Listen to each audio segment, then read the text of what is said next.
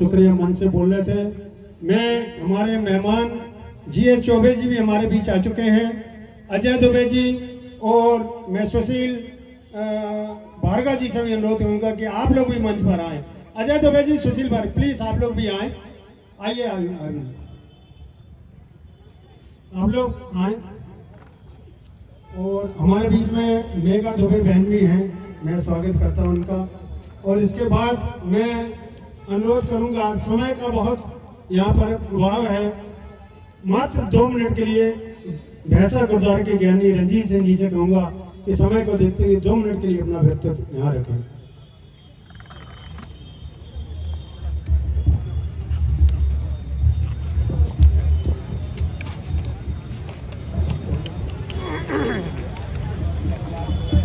सारी साध संगत जी ਨੂੰ ਬੇਨਤੀ ਹੈ ਗੱਜ ਵੱਜ ਕੇ ਫਤਿਹ ਬੁਲਾਓ। ਵਾਹਿਗੁਰੂ ਜੀ ਕਾ ਖਾਲਸਾ ਵਾਹਿਗੁਰੂ ਜੀ ਕੀ फतेह। इतिहास तो बहुत लंबा है, देखो दिली इच्छाएं होती है, मैंने सॉरी बोलिएगा इसमें हिंदी में बोलना, दिल से इच्छाएं होती है कि पूरा जो है इतिहास बताया जाए, लेकिन दिल की हालत ऐसी हो जाती है ना इतिहास पढ़ते हुए कि ना ही पढ़ पाते हैं और ना ही उसको बयान कर पाते हैं। ज्ञानी रविंद्र सिंह जी ने बहुत अच्छा आपको टॉपिक समझा दिया। मैं सिर्फ इतना समझाऊंगा आपको कि चमकौर गढ़ी में जो हुआ था उस टाइम गुरु गोविंद सिंह जी के 40 सिंह, आज अगर मार्केट में कोई 4 लोग अगर किसी को घेर के खड़े हो जाए ना, वहीं अपन सिलेंडर कर देते हैं कि हाँ भाई सब कुछ, लेकिन ये सोचो एक व्यक्ति पर लगभग 2500 लोग, 10 लाख और 40 सिंह, मुगलों की फौज थी 10 लाख और उसके सामने थे 40 सिंह, लेकिन एक की भी हिम्मत नहीं हो रही थी कि अपन गढ़ी में चले जाएं। अगर वो बारी बारी भी गढ़ी में जाते तो वो सबको शहीद कर देते, लेकिन किसी की हिम्मत नहीं हो रही थी कि वो गढ़ी में चले जाएं। वो इंतजार कर रहे थे कि वो गढ़ी से बाहर आएंगे और हम उनका सामना करेंगे। यहां से भी क्यों नहीं हिम्मत हो रही थी उनकी, क्योंकि वाणी कहती है मोहे मरने का चाव है। मैं 2 मिनट का विराम लूंगा। विधायक जी आए हैं,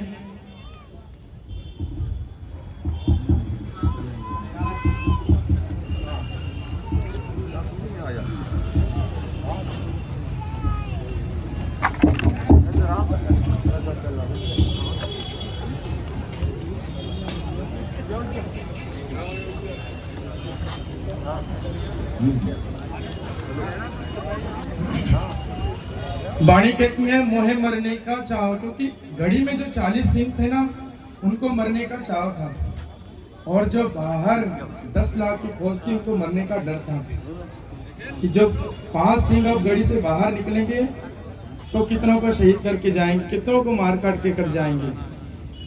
तो उस वाक्य को मैं लेता हूँ कि जब अजीत सिंह जी शहीद हो गए थे और गुरु गोविंद सिंह जी ताड़ी मारकर वहां से निकले थे, तो कुछ इस प्रकार का बयान होता है वहां पर, काली रात कहर की सर्दी का सर पर काले बादल छाए, फन फैलाकर खड़े हुए थे आसमानी नागन के साए, कहीं कहीं उस आरज घड़ी पर चमक रही थी बिजली ऐसे, किसी जोधे की तेज नागनी शीश काट कर निकले जैसे।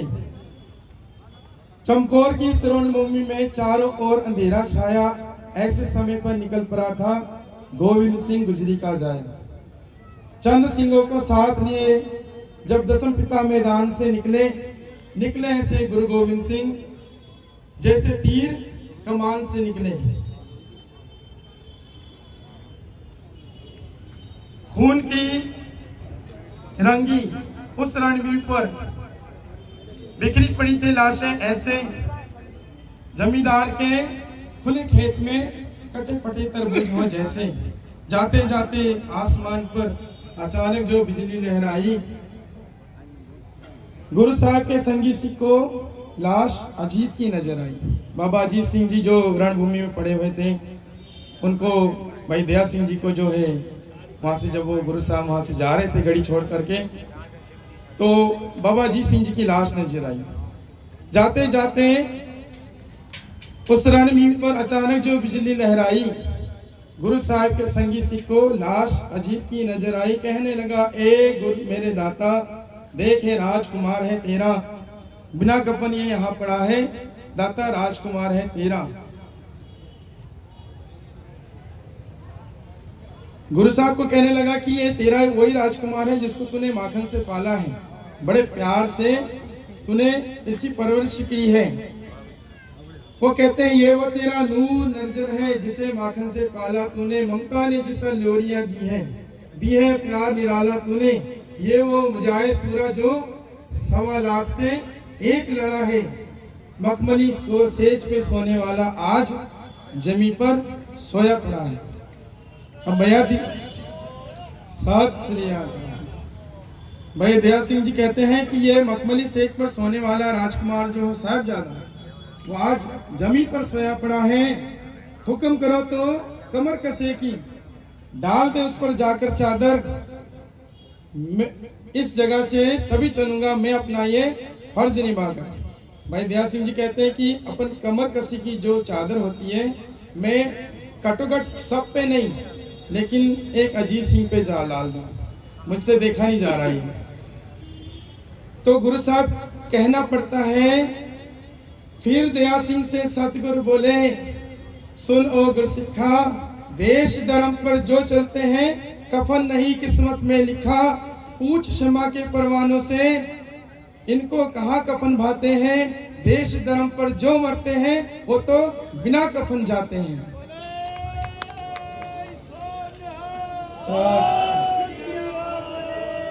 गुरु साहब कहते हैं, शहीद के मुंह पर कफन का पर्दा शहादत का दस्तूर नहीं है, मेरा बेटा कफन पे लेटे ये मुझको मंजूर नहीं है।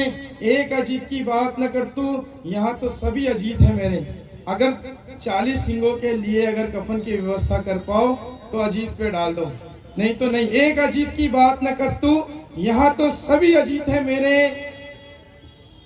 बिना कफन बेधड़क पड़े हैं ये सभी मीत हैं मेरे, एक अजीत पे मैं कफन डाल दूं ऐसा मुझसे हो न सकेगा, ये जो दाग लगा मुझ पर जिसे जमाना धो न सकेगा। लोग कहेंगे गोविंद सिंह ने वतन का प्यार बुलाकर वतन से बेटा प्यारा कर लिया, 2 गज का ये कपड़ा पाकर। गुरु गोविंद सिंह जी कहते हैं, मैं बेधड़क वतन का राही, यहाँ रुकना मेरा ठीक नहीं, इस बेटे की लाश पे मेरा इतना झुकना ठीक नहीं, इस बेटे की लाश पे मेरा इतना झुकना ठीक नहीं। बोले सो निहाल सत श्री अकाल। आज आप सारी इतने वीर बाल दिवस मना रहे हैं, इतिहास तो बहुत लंबा है, गुरु साहब की तो गल ही छड़ दो, सॉरी गुरु साहब की तो बात ही भूल जाओ। अपन उनके सिंह जो हैं जो शहीद हुए हैं, भाई तारू सिंह जी, भाई दया सिंह जी, भाई मती दास जी, भाई सती दास जी, भाई मनी सिंह जी, अगर इनका ही ऋण उतार पाए तो बहुत है। तो बेनती करूंगा, बहुत बहुत शुक्रगुजार जिन्होंने मेरे शब्द आपने सुने और मुझे इस लायक समझा। वाहिगुरु जी का खालसा, वाहिगुरु जी की फतेह। हमारे भैंसा गुरुद्वारे के ज्ञानी रंजीत सिंह जी अपना व्यक्तित्व दे रहे थे। मैं चरणजीत टुटेजा वीर जी से अनुरोध करूंगा कि मंच पर आएँ। चरणजीत टुटेजा वीर जी हमारे बीच में बहुत से, जगन्नाथ गोरैया जी, अंशुल परिहार जी, हमारे देवेंद्र फुसकेलिया जी, बहुत से हिंदू जागरण मंच के पदाधिकारी इस महान दिवस पर यहाँ पर आए हुए हैं। हम लोग बहुत गौरवान्वित महसूस कर रहे हैं। मैं एक बात कहना चाहता हूँ, गुरु गोविंद सिंह जी जो हमेशा कहते थे, उन्होंने एक बात कही थी इस देश के लिए, अपने सनातन धर्म के लिए एक बात कही थी। मुझे मैं शॉर्टकट में वो बात कहना चाहूँगा, मैं पूरी बात तो नहीं कहना चाहता क्योंकि समय बहुत कम है। उन्होंने कहा था, कर साथ सराही सूर की, कर खंजर प्याले पीऊंगा, मेरे देश को सुख मिले मैं दुखों के बेड़े जीऊंगा। बोले सोनियाल। अब मैं हमारे इतिहास के बहुत ही जानकार, यकीनन जो बहुत अच्छा बोलते हैं, जिनको इस देश की संस्कृति और सिख समाज के इतिहास के ऊपर बहुत ही ज्ञान है, मैं ऐसे वीर सरबजीत सिंह सूरी जी को बुलाना चाहूँगा कि वो हमारे बीच में आए। एक और हमारा भाई आदर्श दुबे और आशीष जोशी जी आए हुए हैं, जहाँ भी वो मंच पर आ जाएं आदर्श दुबे एक बहुत बड़े हमारे शायर हैं जिन्होंने अंतर्राष्ट्रीय मंच पे अपना नाम रोशन किया है। वो गुरु गोविंद सिंह जी और उनके बच्चों को कुछ पंक्तियां लिखकर लाए हैं, वो भी यहाँ आ जाएं। मैं इससे पहले कि सरबजीत सिंह सूरीवीर जी से अनुरोध करूंगा वो आए हमारे बीच में। हमारे नगर विधायक अध्यक्ष जी सभी लोग आ चुके हैं, बारी बारी से सभी आएंगे। मैं पहले अनुरोध करता हूँ सरबजीत सूरीवीर जी से कि आप आए।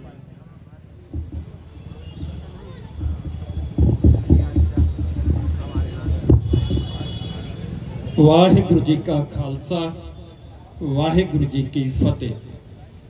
सूरा सो पहचानिए जो लड़े दीन के हेत, पुरजा पुरजा कट मरे कभू न छाड़े खेत। सर्वप्रथम मैं आज सम्मानीय देश के प्रधानमंत्री श्री नरेंद्र मोदी जी जिन्होंने वीर बाल दिवस को 26 तारीख के लिए जो दिन निश्चित किया है, उनका सिख समाज सिख संगत की ओर से धन्यवाद करूंगा। मंच आसीन सांसद श्री राज बहादुर जी, नगर विधायक अति सम्मानीय श्री शैलेंद्र जी, जिला अध्यक्ष श्री गौरव सिरोठिया जी, महापौर प्रतिनिधि श्री सुशील तिवारी जी, जिला अध्यक्ष महिला मोर्चा माननीय श्रीमती संध्या भार्गव जी, राष्ट्रीय स्वयंसेवक संघ के माननीय विभाग संघ चालक का दायित्व निभा रहे श्री गौरी शंकर चौबे जी, आप नगर के सम्मानीय स्थिति रोग विशेषज्ञ भी हैं, माननीय श्री सुनील देव जी जो महाकुशल प्रांत कार्यवाहक का दायित्व निर्वहन कर रहे हैं। मैं बिंद्राबन अहरवार जी का भी सभी सिख संगत की ओर से, उमेश सराफ जी और सभी जो नगर के गणमान्य लोग हैं उनका सभी का मैं सिख संगत स्वागत की ओर से स्वागत करता हूं। बात शुरू करूं 1469 से तो बहुत ज्यादा समय लग जाएगा, लेकिन सिख धर्म के बानी गुरु नानक देव जी ने ही यह हिम्मत की थी उस वक्त कि जब उन्होंने कहा था कि बाबर को जाबर कहा था उन्होंने। गुरु नानक देव जी दसों पातशाहियों और श्री गुरु ग्रंथ साहब जी सर्वधर्म समभाव का एक अनूठा जो है एक नियम जो बताते हैं वो। लेकिन आज का दिन वीर बाल दिवस के रूप में जो हम मना रहे हैं, मैं उसी के बारे में बात करूंगा।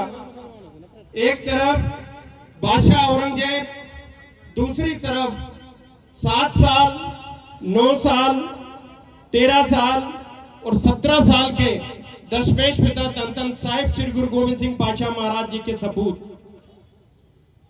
ये बात 1675 से चली जब कश्मीर के पंडित गुरु तेग बहादुर पातशाह महाराज के पास पहुंचे और उन्होंने ये कहा कि अगर गुरु तेग बहादुर पातशाह महाराज दीन कबूल कर लेंगे तो सारा हिंदुस्तान जो है वो मुसलमान हो जाएगा। लेकिन ऐसा जब औरंगजेब और उसके जल्लाद ना कर पाए तो वो बदला जो है वो चलते चलते अनंतपुर साहब और 1604 मई से हम चलेंगे कि 1604 मई में अनंतपुर के किले का घेरा डाला गया। 7 महीने उस किले के चारों तरफ बाईधार के राजे और मुसलमान फौज जो उनको घेर के बैठी रही। उसके बाद कई समझौते के बात आई, लेकिन ये समझौता ना हो पाया। क्यों? क्योंकि गुरु महाराज को वो चीज मंजूर नहीं थी जो औरंगजेब चाहता था। जब गुरु महाराज ने किला छोड़ा, किला छोड़ने के बाद सरसा नदी पे परिवार विछोड़ा हुआ और आज बात हम माता गुजरी जी की और छोटे साहबजादों की करेंगे। यहाँ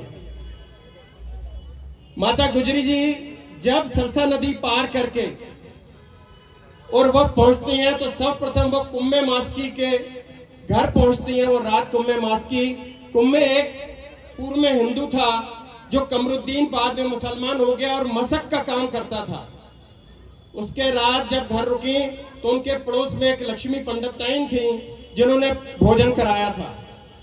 यहाँ से चलकर उनका जो है वो मेल रसोईया जो था उनका उससे हुआ और वो अपने घर जो है सहेड़ी ले गया। उसका नाम गंगू था। सहेड़ी पहुंचने के बाद माताजी और दोनों पुत्र, ये तो सबको मालूम था कि ये बादशाह के जो विरोधी हैं, सबसे बड़े उनके पुत्र हैं, उनकी मां है।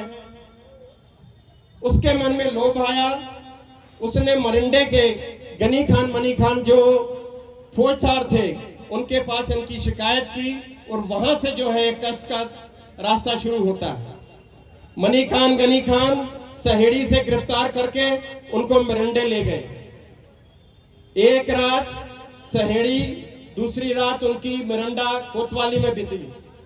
मिरंडे से उनको बोरियों में बंद करके दोनों तरफ घोड़ों पे लाद के और 17 किलोमीटर सरहंद वजीर खान की कचहरी में पेश करने के लिए लेकर गए। जब सरहंद पहुंचे तो शाम हो चुकी थी। वजीर खान का कहना था कि इनको ठंडे बुर्ज में कैद किया जाए।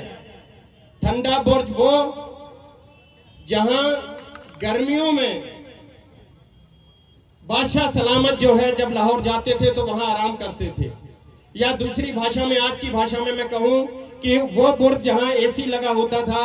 और इस ठंड के मौसम में उन 7 साल के और 9 साल के बच्चे और बुजुर्ग दादी को जो है वहां कैद किया गया। हम ये महसूस कर सकते हैं कि वो रात, पहली रात उनकी वहां रही और वो रात उन्होंने वहां कैसी गुजारी होगी। और उस मां ने, उस दादी ने उन बच्चों को बगैर कपड़ों के कैसे वहां गुजारा होगा। उस मां ने जिन बच्चों की अगले दिन सवेरे सरहंद की कचहरी में पेशी थी, उनके बारे में क्या कहा होगा कि बेटा तुमने वहां जाके क्या करना है। उस मां ने अपने सूरवीर गुरु गोविंद सिंह जी की और अपने शहीद पति गुरु तेग बहादुर पातशाह महाराज जी की उनको कहानियां सुनाई होगी रात में।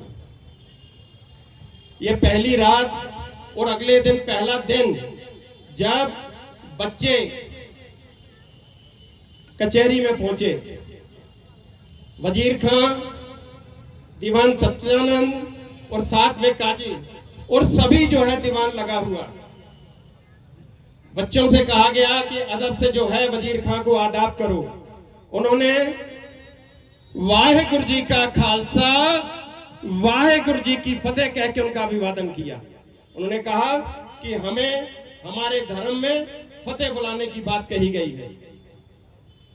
उनको कहा गया, ये पहले तय था कि ये 7 साल के 9 साल के बच्चे जो हैं इनको हम प्रलोभन देके बुला लेंगे, बहला लेंगे, इनको मुसलमान बना लेंगे और जब ये मुसलमान बन जाएंगे तो इनके पिता को हम बताएंगे कि देखो तुम्हारे पुत्र जो है मुसलमान हो गए।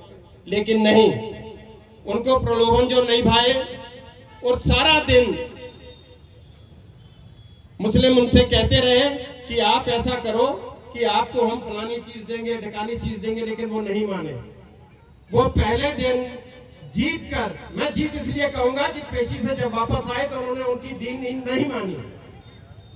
जब वो वापस आए फिर वही ठंडा बुर्ज, वही रात जहां उनके मुंह, उनके गुल जो है सब नीले पड़ जाने वाली जगह। रात मां ने फिर उनको अपने बुक्कल में लिया और उनको समझाया सारी रात कि कल की पेशी में आपको क्या करना है। अगले दिन जब ये पेशी पहुंचे तो वजीर खान के सिपाहियों ने बड़ा गेट बंद कर दिया, छोटा गेट खोल दिया कि ये सिर झुका के जो है वहां अंदर जाएंगे। लेकिन ये सिर झुका के अंदर नहीं गए। इन्होंने सबसे पहले अपना पैर डाला अंदर और जो पैर उसकी तरफ किया तो उससे पता लगा कि हाँ भाई बच्चों के मन के अंदर क्या बात है। उसके बाद दूसरा दिन जो था वो उनको डराने के लिए किया गया। उनसे कहा गया कि हम आपको तसीहे देंगे, आपको मारेंगे। उनके हाथ जो हैं वो ऐसे लटका के आग में डाले गए। उनको पेड़ से बांधकर उनको गुलेल से गुलेले मारे गए। उनके हाथ बंधे हुए, उनके पांव बंधे हुए और ये आलम था कि बाबा फतेह सिंह जी जो 6, साढ़े 6, 7 साल की उम्र, उनको जब उन्होंने गुलेल मारी तो उनकी आंख का जो ढिलक बोलते हैं पंजाबी में, वो निकल के बाहर आ गया। आज अगर किसी के मुंह पर मक्खी बैठे तो किस तरह के मक्खी हटाते हैं, लेकिन आप सोचें कि वो 7 साल का बच्चा जो हाथों से बंधा हुआ, पैर बंधे हुए, और उसके आंख से उसका जो है वो आंख निकल गई। लेकिन उन निर्दयी उन लोगों को ये शर्म ना आई कि 7 साल और 9 साल के बच्चों के साथ हम क्या वातावरण बना रहे हैं। बच्चे दीन ना मानते हुए फिर वापस आए, वो रात गुजरी, अगला दिन जो था वो दिन आखिरी दिन था, और उस दिन दादी को ये मालूम था कि आज का दिन ये बच्चों का आखिरी दिन है। उन्होंने जब तीसरे दिन बच्चों को रवाना किया तो उनको तैयार कर ऐसे रवाना किया घोड़ी पे जैसे दूल्हा निकल के जाता है। और आप ये माने कि उन 7 साल और 9 साल के बच्चों ने वो कचहरी में जाके जो वहां मंजर बनाया, वो मंजर देखने वाला था। उन्होंने कहीं कोई हार नहीं मानी। उन्होंने ये बताया कि चमकौर की घड़ी में तेरे दोनों भाई, तुम्हारे दोनों भाई मर गए, तुम्हारे पिता का जो है देहांत हो गया। उन्होंने नहीं माना। मैं आपको एक चीज बता दूं कि सारा दिन जब डराने के बाद हुकूमत उन्हें डरा ना पाई, तो उन्होंने अंतिम कोशिश की। उन्होंने कहा ये सब जो है वो भूखे प्यासे बच्चों के साथ हो रहा है। उनको खाने को कुछ नहीं दिया, सिर्फ दूसरे दिन रात में जो है मोती मेहरा उनके लिए दूध लेके गए थे, तो दूध उन्होंने पिया था। तीसरे दिन जब वजीर खान ने ये बात कही कि अगर हम आपको छोड़ देते हैं तो आप क्या करोगे, तो उन बच्चों का कहना ये था कि हम जंगल में जाएंगे, अपने सिख भाइयों को इकट्ठा करेंगे, उनको तैयार करेंगे, अपनी जो है औजार अवतार जो है तैयार करेंगे, और फिर मुस्लिम हुकूमत के साथ हम जंग लड़ेंगे। सच्चानंद का कहना था कि सांप के बच्चे सपोले हैं, इनको छोड़ा नहीं जा सकता, इनको सजाए मौत दी जाए। और वही हुआ। काजी साहब ने यह फतवा सुनाया और वहां बैठे एक मुस्लिम शेर खां जो मलेरकोटला के सुल्तान थे, नवाब थे, उनसे कहा कि आप इन बच्चों को जो है सजा दीजिए, क्या सजा देंगे। तो उन्होंने वहां कहा था कि कुरान या इस्लाम इतने छोटे बच्चों को मौत की सजा की इजाजत नहीं देती। लेकिन वजीर खां औरंगजेब की लिस्ट में जो एक बनना चाहता था, दिखाना चाहता था कि हमने गुरु गोविंद सिंह जी के बच्चों को शहीद किया, उनको दीवार में चुना के सजा सुनाई गई, और तुरंत जो है वो सजा अमल में आई, और उन बच्चों को एक तरफ ले जाके दीवार में चुन दिया गया। जब उनको दीवार में चुना जा रहा था तो जैसा अभी बताया कि हाँ भाई दीवार सीधी हो रही थी और उनके घुटने बीच में आ रहे थे, तो दीवार का वो ईंट का पाया ना तोड़ के उनके घुटनों को तोड़ा गया। जब छोटा भाई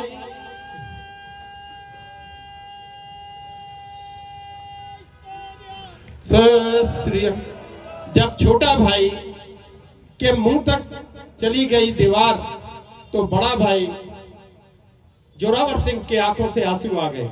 उसने ये कहा छोटे भाई ने कि बड़े भाई क्या बात है, आप क्या डर गए। तो उन्होंने कहा नहीं, तू मेरे बाद जो है इस दुनिया पे आया और तू मेरे से पहले जा रहा है। उसके बाद उन दोनों भाइयों को दीवार में चुनवा दिया गया।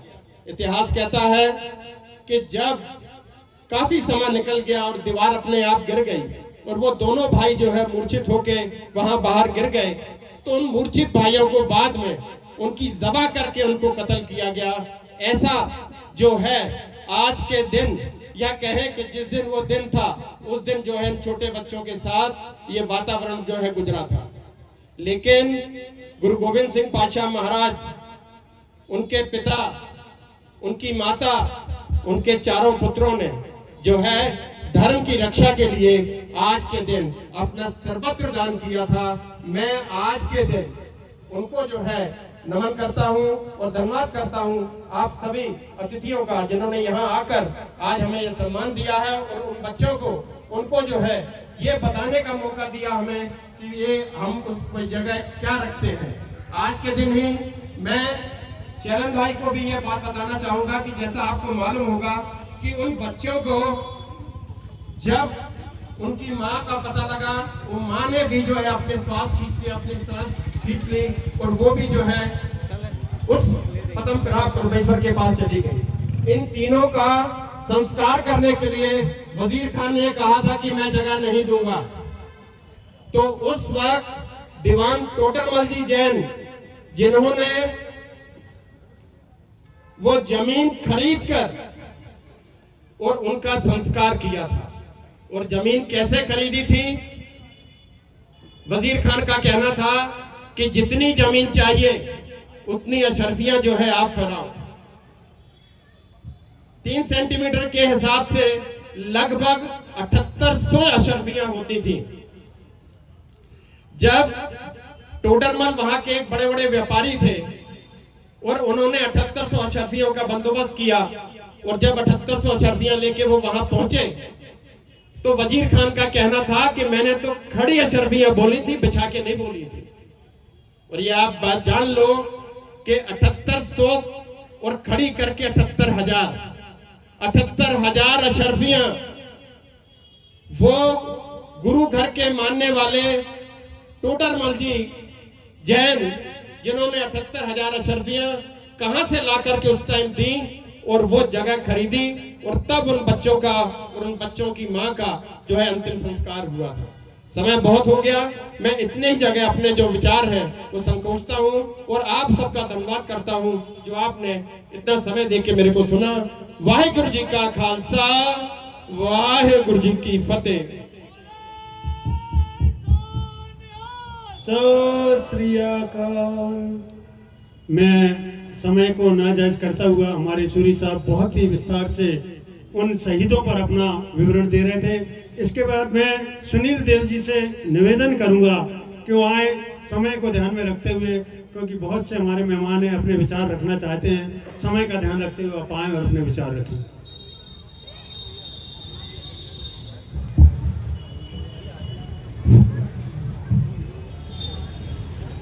बोले सो निहाल। सम्माननीय मंच, उपस्थित मातृशक्ति, सज्जन वृंद, हमारे देश के लिए इतिहास को हम जब देखेंगे तो अनेक लोगों ने बलिदान दिया है। बलिदानों से ये इतिहास भरा पड़ा है। हम कभी हारे नहीं, हमने हमेशा संघर्ष किया है।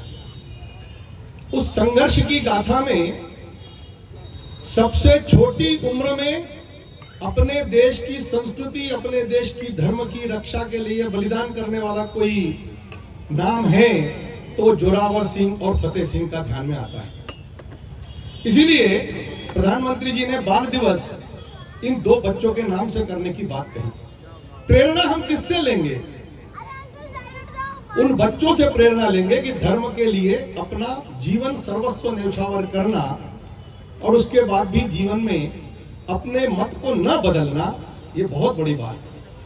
इस छोटी सी आयु में 7 वर्ष का 5 वर्ष का बालक है, दीवार चुनी जा रही है और एक बोल रहा है, जोरावर जोर से बोला, फतेह सिंह शोर से बोला, चुनो ईंटें भरो गारा, ये दीवारें बोलेंगी, ये मीनारें बोलेंगी, हमारे पंथ की जय हो, श्री गुरु ग्रंथ की जय हो, पिता दशमेश की जय हो, हमारे धर्म की जय हो। ये कहने वाले वो बालक थे।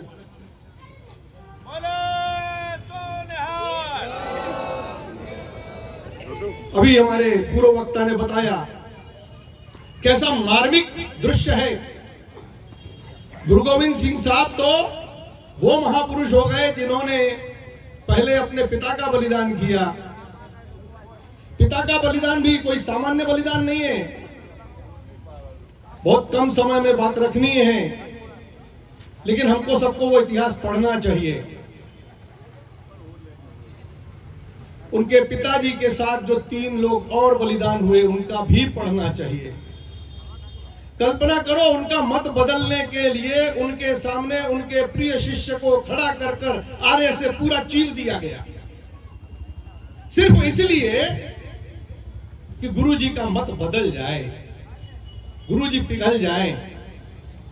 दूसरे शिष्य को कढ़ाव में उबलते हुए तेल में तल दिया गया, तीसरे को रुई में समेटकर जला दिया गया। भी गुरुजी झुके नहीं। जब उनको बलिदान के लिए लाया तो अपने शिष्यों पर गर्व करते हुए सामने खड़े हो गए, उनका भी सिर धड़ से अलग कर दिया। एक वो बलिदान हुआ, फिर अपने चारों बेटों का बलिदान किया, और यहीं नहीं रुके तो इस देश की रक्षा के लिए संत बने हुए बैरागी, बंदा बैरागी को जगाया, और उस बंदा बैरागी को भी उत्साह में भरा कि देश की स्थिति को समझो, आतंकियों को समाप्त करो। और उसको समाप्त करने के लिए बंदा बैरागी ने भी जाकर उसका बदला लिया जिसने बच्चों को ईंट में चुना था। वहां लोग कहते थे, माताएं कहने लगी थी, बच्चे सो जा, बंदा आता है। इतना उसने आक्रोश दिखाया, इतना संघर्ष दिखाया। ऐसे इतिहास को पढ़ने से हम सबको अपने देश के बारे में, अपने संस्कृति के बारे में, रक्षा करने वाले लोगों ने बलिदान कर दिया, लेकिन उनकी पुण्यतिथि या उनका जन्म दिवस या उनकी तिथि या उनका समापन, उनका बलिदान, ये केवल स्मरण करने के लिए नहीं है, उससे प्रेरणा लेने की आवश्यकता है। आज भी देश को, सभी को साथ में लेकर चलने की उतनी ही आवश्यकता है जितनी उस समय थी। समय का थोड़ा सा फेर है। आज का छद्म युद्ध है, उस समय का प्रत्यक्ष युद्ध था।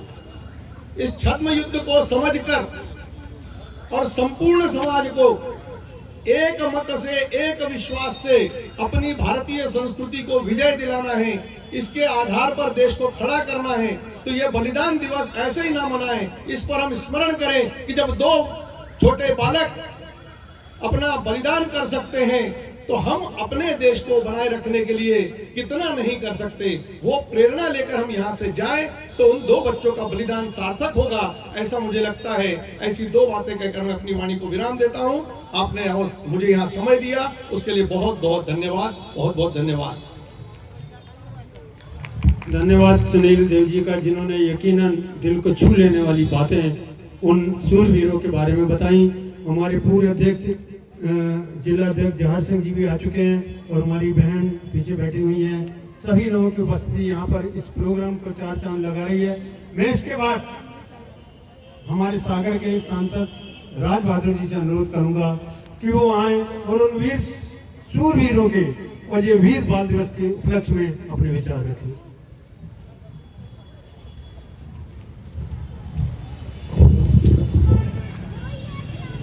आदरणीय मंच, उपस्थित सभी हमारे सिख समाज के बड़ी शक्ति में मातृशक्ति, उपस्थित सभी सज्जनगण, मंच पर विराजमान सभी हमारे भारतीय जनता पार्टी के अतिथिगण, वीर बाल दिवस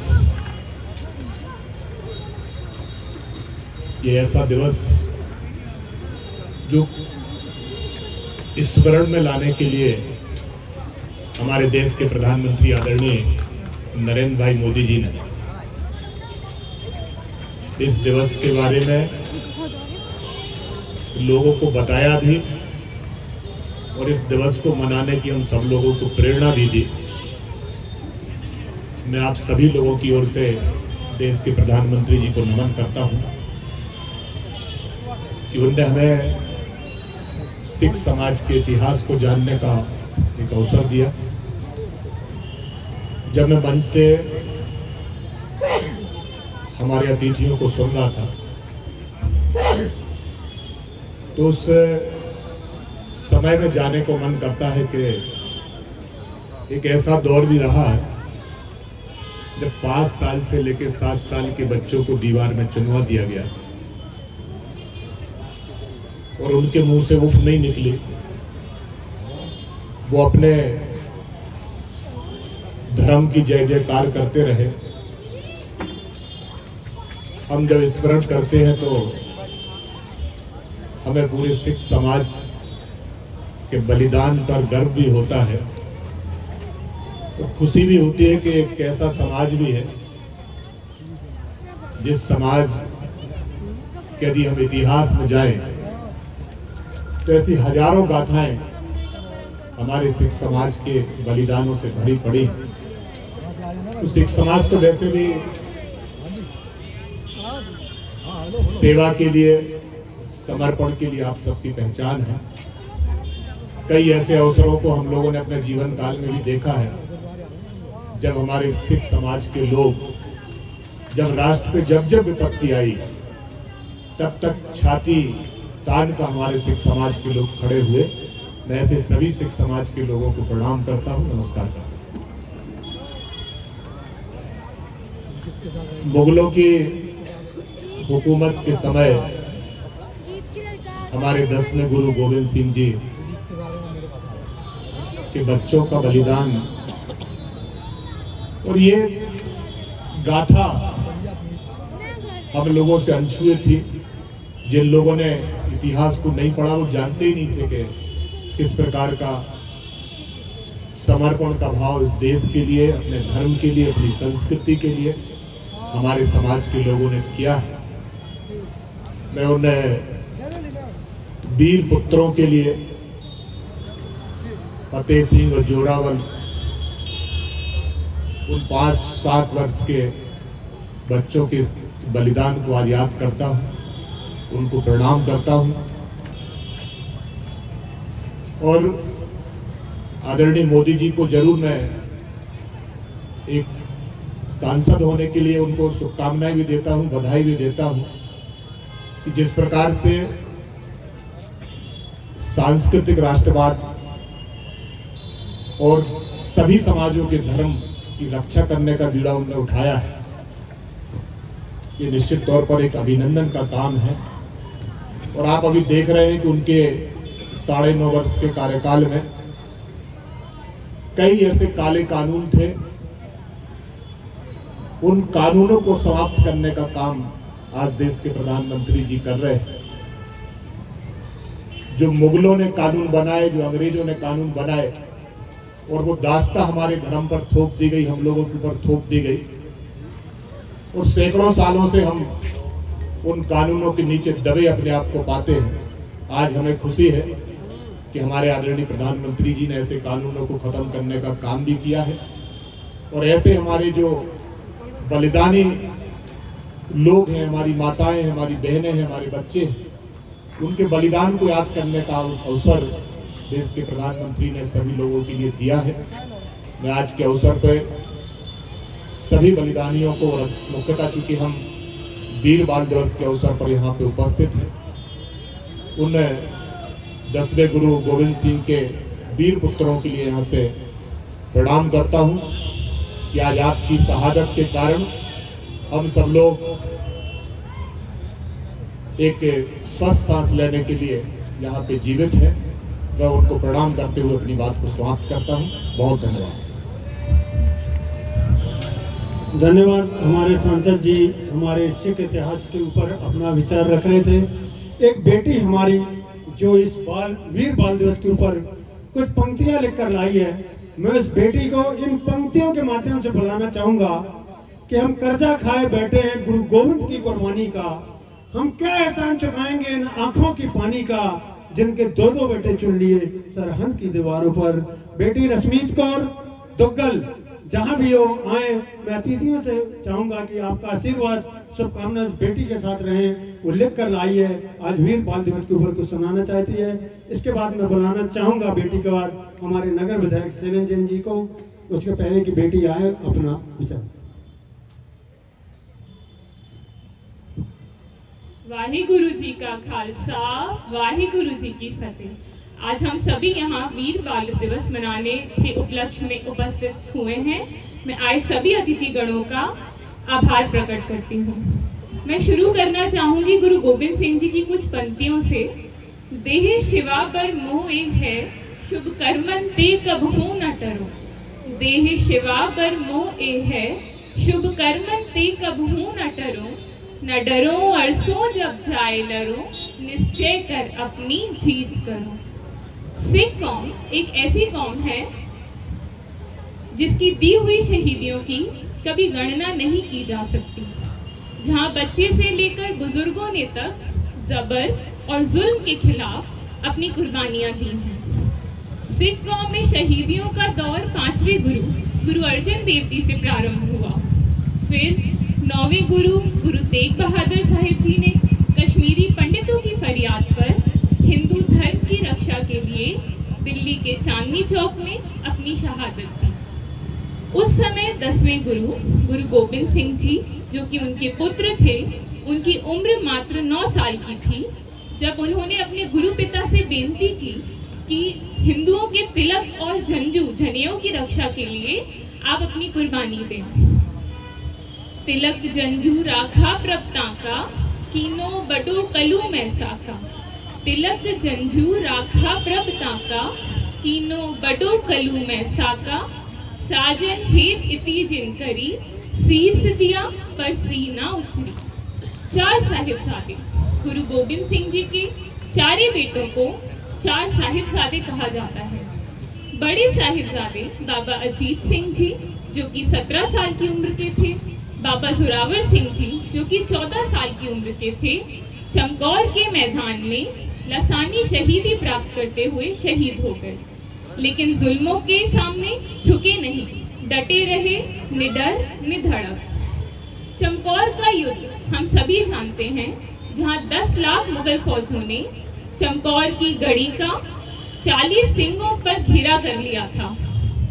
उस समय भी गुरु गोबिंद सिंह जी ने युद्ध लड़ने का फैसला लिया। तभी गुरु गोबिंद सिंह जी के लिए कहा जाता है, 1.25 लाख से एक लड़ाऊं, 1.25 लाख से एक लड़ाऊं, तब है गोबिंद सिंह नाम कहां।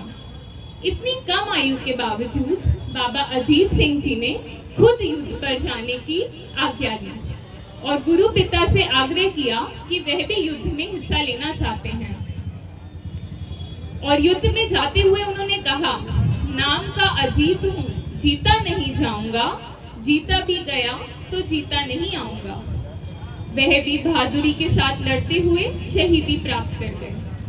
अब उनके छोटे भाई बाबा जुझार सिंह जी ने भी अपने बड़ी भाई की शहीदी को देखते हुए युद्ध पे जाने की आज्ञा मांगी। तब गुरु पिता ने उनकी तरफ देखते हुए पूछा कि तुम तो अभी छोटे हो, तुमने कोई युद्ध नहीं लड़ा है, तो क्या तुम युद्ध लड़ पाओगे? तब उन्होंने कहा था कि क्या हुआ, लड़ना नहीं आता लेकिन मरना तो आता है। यह सुनकर गुरु पिता ने अपनी छोटी बर्छी निकालकर उन्हें युद्ध के लिए भेज दिया। दुश्मनों से लोहा लेते हुए वह भी अपना नाम शहीदों में लिखवा गए। हम अपनी जान देकर औरों की जान बचा चले, हम अपनी जान देकर औरों की जान बचा चले। दूसरी ओर जहां छोटे साहिबजादे और माता गुजरी जी को असहनीय ठिठुरती ठंड में मुगलों ने कई यातनाएं दी। छोटे साहिबजादे बाबा जोरावर सिंह जी, जो कि 9 साल के थे, और बाबा फतेह सिंह जी, जो मात्र 6 साल की उम्र के थे, उन्हें इस्लाम धर्म कबूल कराने के लिए कई लोभ लालच प्रलोभन दिए गए, पर वह तो गुरु गोबिंद सिंह जी के लाल थे, अपने धर्म और कौम के पक्के रहे। फिर जिस तरह इन छोटे बच्चों को और उनके साथ बुजुर्ग दादी माता गुजरी जी पर अत्याचार किए गए, वह हम सब जानते हैं। कई दिनों तक भूखा प्यासा रखने से लेकर चीरती ठिठुरती ठंड में ठंडे बुर्ज में कैद रखना, यह तो कोई इलाही रूहें ही सहन कर सकती हैं। इन शहीदियों को देखते हुए हमें यह पता चलता है कि शहीदी के लिए भी इलाही रूहों का होना लाजमी है, क्योंकि शहादत के लिए भी इबादत का होना बहुत जरूरी है। शहादत के लिए भी इबादत का होना बहुत जरूरी है।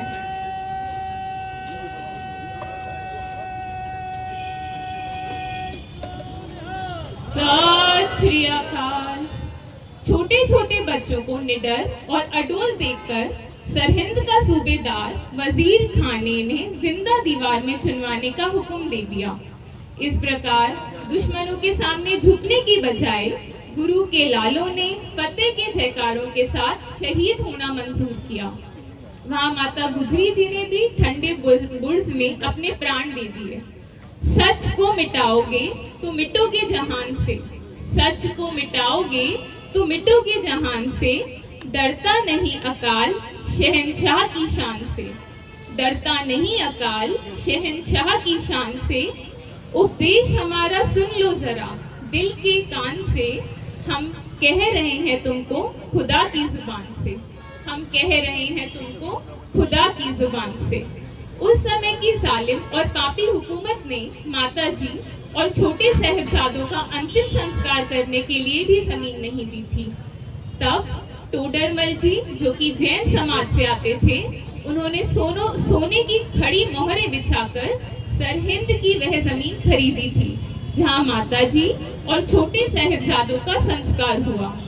आज वहां गुरुद्वारा श्री फतेहगढ़ साहिब सुशोभित है। यह सरहिंद की जमीन आज दुनिया की सबसे महंगी जमीन है। जरा ध्यान दीजिए, गौरतलब करने वाली बात तो यह है कि जुल्म करने वालों का कोई नाम लेने वाला नहीं रहा, जुल्म करने वालों का कोई नाम लेने वाला तक नहीं रहा, और जिन्होंने जुल्म के खिलाफ निडर और निधड़क होकर खड़े रहे, उनके इस जज्बे को आज सारी दुनिया सिजदा कर रही है। आप और मैं, हम सभी सलाम कर रहे हैं। हम प्रधानमंत्री जी का धन्यवाद करते हैं जिन्होंने साहिबजादों की शहीदी को वीर दिवस के रूप में मनाने का कदम उठाया है। यह वाकई सराहनीय है। अब हमारा कर्तव्य बनता है कि हम इन महान साहिबजादों की लासानी वीरता और बहादुरी को न सिर्फ याद रखें, बल्कि इन्हें अपने और अपने बच्चों में भी इसी तरीके से देश और कौम के प्रति कुर्बान हो जाने वाले जज्बे की शिक्षा प्रदान करें। अपने बच्चों को हम नकली सुपर हीरोज की कहानियों की बजाय इन सच्चे बहादुरों के बारे में बताएं, जिन्होंने छोटी उम्र में ऐसे बड़े बड़े साके कर दिखाए। हम वर्तमान सरकार से एक अनुरोध भी करना चाहते हैं कि साहिबजादों की इस अविस्मरणीय और महान इतिहास को हमारी पाठ्य पुस्तकों में जरूर जोड़ा जाए, जिससे हमारी आने वाली पीढ़ियों भी जुल्म और जबर के खिलाफ अपने देश और कौम की वीरता और बहादुरी से खड़ी रहें। अंत में गुरु साहिब की कुछ पंक्तियां कहना चाहती हूँ। इन पुत्रन के शीस पर वार दिए सुत चार, इन पुत्रन के शीस पर वार दिए सुत चार, चार मुए तो क्या पया जीवत कई हजार, चार मुए तो क्या पया जीवत कई हजार। लागते दीवान रहन गावते सुजान रहन, चूलते निशान रहन पंथ महाराज ते। लागते दीवान रहन गावते सुजान रहन, चूलते निशान रहन पंथ महाराज ते। वाहिगुरु जी का खालसा, वाहिगुरु जी की फतेह। बहुत सुंदर पंक्तियां बेटी रश्मीत कौर के द्वारा